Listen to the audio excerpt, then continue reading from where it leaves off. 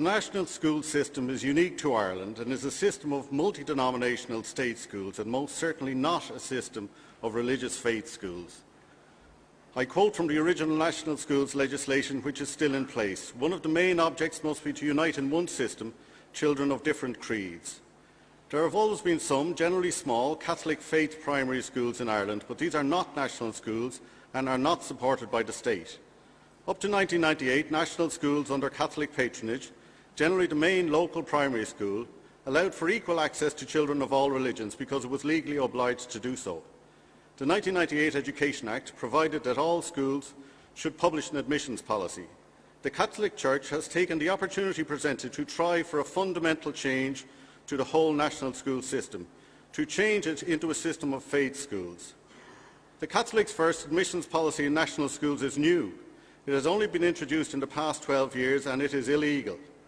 The Catholics' first admissions policy is illegal under Article 42(4) of the Constitution because it interferes with, and I quote, rights of parents in the matter of religious formation.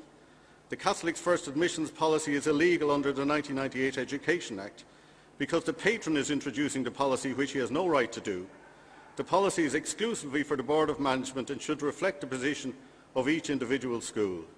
The Catholics' first admissions policy is illegal under the Equal Status Act 2000, which does not allow religious discrimination on entry to a school.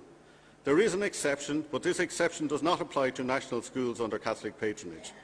The Catholics' first admissions policy is illegal under the rules for national schools, which provides that the state fulfils its obligation to free primary education for all through our national schools. Illegal religious discrimination in our national schools has serious consequences. For some children, their exclusion from those who should have been their friends will last a lifetime. When a successful case is brought against a Board of Management or the Department of Education or the Catholic Church or the Equality Authority, and a successful case will be brought, the payment for an individual will be high. Would a payment of €50,000 adequately compensate for a lifetime's isolation within your community? Multiply this by 6,000 children this year alone who will face illegal discrimination. We should be very wary of doing a deal with the Catholic Church. Remember, the Church has no right to be doing what it is doing. There is a suggestion in Dublin that we let the Catholic Church change 90% of our national schools into private faith schools in exchange for the Church giving up its privileged position in perhaps 10% of schools, schools which are ours anyway. Religious discrimination is abhorrent, especially when perpetrated on 4- and 5-year-old children. The damage that is done to these children and their parents will last the rest of their lives.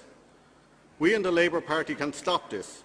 We can prise the doors open of our national schools and we can do it in the next year, but it will require work. If you want to help with this, please contact me afterwards. I proposed a motion which merely asks for fairness in our schools and asks the Equality Authority to do its job. Thank you.